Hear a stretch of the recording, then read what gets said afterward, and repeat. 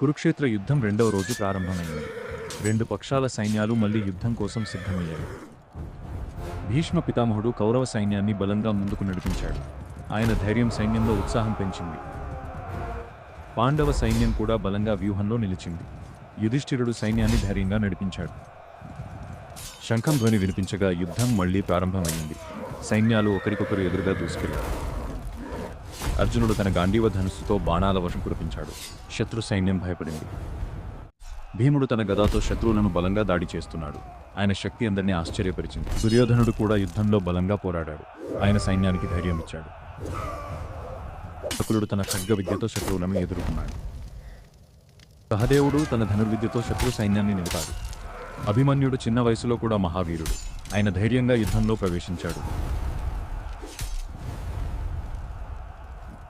భీష్మ పితామహుడు బాణాల వర్షం కురిపించి పాండవ సైన్యాన్ని బలంగా ఎదుర్కొన్నాడు. అర్జునుడు మరియు భీష్మ మధ్య ఘోరమైన యుద్ధం జరిగింది. గజాలు యుద్ధంలో ప్రవేశించి సైన్యాన్ని భయపెట్టాయి. అశ్వ సైన్యం వేగంగా యుద్ధంలో ప్రవేశించింది. భీముడు తన గదాతో అనేక సైనికులను ఓడించాడు. ద్రోణాచార్యుడు యుద్ధంలో ప్రవేశించి బలంగా పోరాడాడు. యుద్ధభూమి మొత్తం గర్జనతో నిండిపోయింది. సూర్యాస్తమంతో రెండవ రోజు యుద్ధం ముగిసింది.